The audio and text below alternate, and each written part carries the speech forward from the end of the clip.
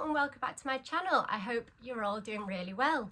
So today's video, as you can likely tell from the title and the background as well, I have been discharged from hospital and I am back at home.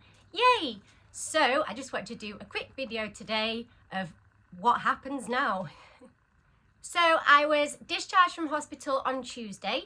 I will put the dates of my admission on the screen now. I think I was in for around a month's time, and we really set some fantastic foundations with the work we've been doing during that stay. So my family and my support network just wanted to make sure it was a case of not sending me home with nothing in place and leaving me to my own devices, because we know from the past that doesn't work. And I am so happy to say that on the Tuesday from my discharge, I was already lined up with two very important appointments. So let's talk about them now. So the appointments immediately offered were to meet with the eating disorder team on the Wednesday, so the day after admission, and also a psychiatrist, which yes, I was nervous about because I wasn't sure what to expect from that. And the second appointment was scheduled for the Friday with a dietitian to discuss, of course, the ins and outs of the eating plan.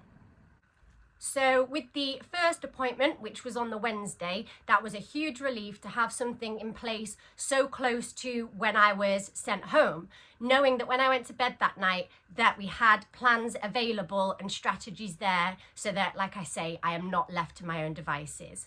So the first appointment with the eating disorder specialist and the psychiatrist, how did that go? So I'm just going to cut to the chase here.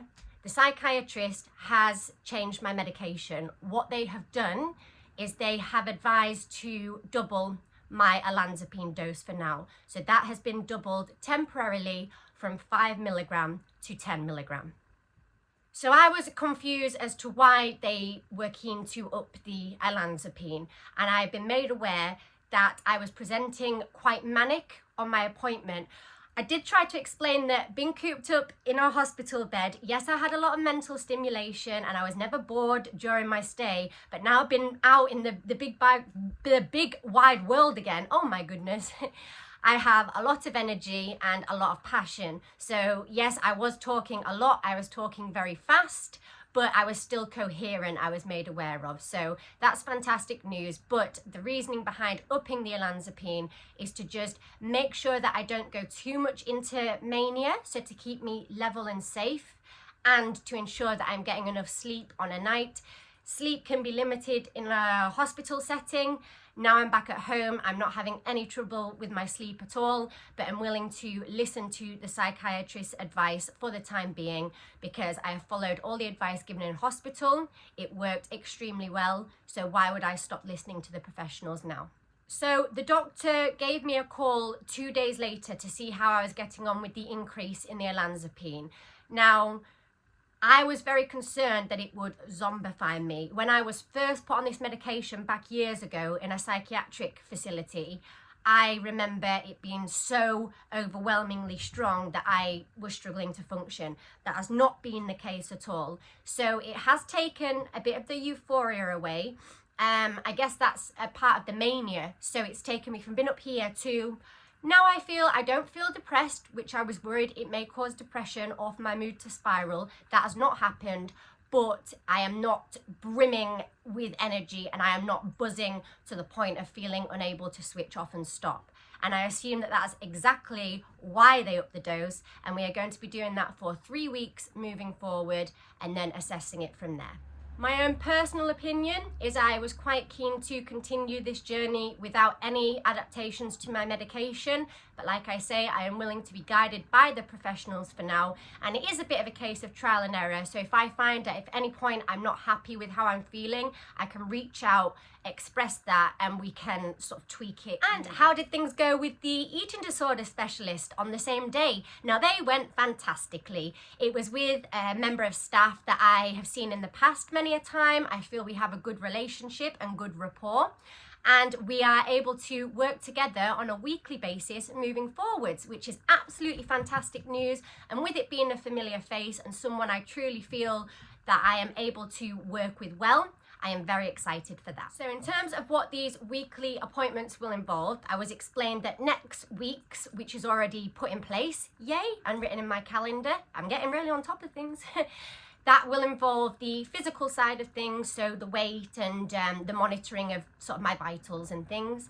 And also, now this is very exciting, I did not know that there are therapy options available to me. I have really pushed in the past for additional therapy that I've needed.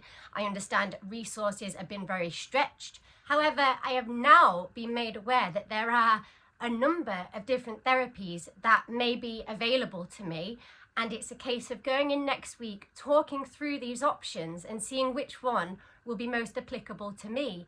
And I cannot explain how grateful I feel for that. So not only am I not being dictated to of, right, this is what you're doing, I get to be a part of this journey and they will explain the options to me and really be working with me, which I'm just over the moon about that. And in regards to my second appointment, which was with the dietitian on Friday, I just want to talk you through how that went now. That is very around the food plan that I was given and how we're going to be working with that moving forwards. So I'd love to tell you that we've had 100% success rate at that, but this is a case of me being honest and updating you on my journey as it's happening. So let me talk you through how that appointment went and how I feel about it now. So during my hospital stay, it was very simple. I had a plan given to me, all the food prepared, put in front of me, monitored while eating it, simple as that. And I found that I was able to stick to it. So they call it compliance, and I was getting tick after tick after tick with each of the meals. So I thought, wow, I've been able to do that in hospital. When I'm back at home and I have full freedom, so I'm not being watched over, I can eat at my own pace, I'm in a comfortable and safe environment, then I'm going to be smashing it. And I have found things more challenging than I expected. So let's talk about that. So the eating plan itself, pretty straightforward. You've got your 3 meals, your 2 snacks, and then like your evening supper thing. So say a hot chocolate and a couple of biscuits before bed. Very, very similar to the plan that I was given in hospital, just with a bit more variety on there. You think that would be great, but it actually scared me a little. And the plan is there to be followed until a custom one is put in place on my personal preferences and likes and things. So I think in terms of the challenges I've faced sticking to this meal plan, I think that would be a separate video all on its own, because there has been various different challenges and I'm still working with them. And a lot of them didn't even become apparent until I was talking to the dietitian and I started realizing, wow, I'm struggling with this, or wow, I'm finding these bits challenging. So what I have been doing now on my own accord is when I wake up in the morning, reflecting on the day before and setting myself personal challenges for that day, just to make sure that, okay, so I can't strive for perfection right now, but I can certainly strive for brilliance and making progress day by day. I was concerned that the dietitian may be disappointed in me for not being able to 100% stick to the plan as I was doing in hospital, or that there would be complications surrounding that. But do you know what? They were able to say that they are still really, really proud of me and the efforts that I am making, and they can tell that I am 100% committed to my recovery, and that is the most crucial thing. So in terms of moving forward now with future appointments, I was made aware that once you are discharged from hospital, there is some wiggle room available. And what that means is you're a little more active just naturally than you would be when you're in hospital, and it can take a while to adapt to plans. So say if I get my physicals done next week and things have, say, dropped a little or a little out of range, then they're able to catch that quickly and give me any supplements that I might need to help me out whilst we get to grips with this fully. Also, as I was saying about having the options of the different therapies, I will be having a full talk through with a completely open mind, and I'll be able to update you on what is said in that appointment and which therapy we have decided will be the most effective for me. Freddie! He decided to come join me as Freddie, and I don't want to kick him out the video. So just to wrap up, yes, I have ongoing appointments and meetings, and will keep you updated with my progress. Please keep your fingers crossed for my physical assessment next week, as that is something I am nervous about and I hope goes well. And in regards to future content for the channel, now that I am back home and feeling in a very good place mentally. I feel stable and happy, will be able to do some creative videos. What I thought would be really great for an upcoming video is I need to update my mood board. I haven't had a look at it for a long time, so I'm basically going to be creating a brand new one from scratch with all my ideas and things that I've had during my hospital stay of what I'd like to achieve moving forwards.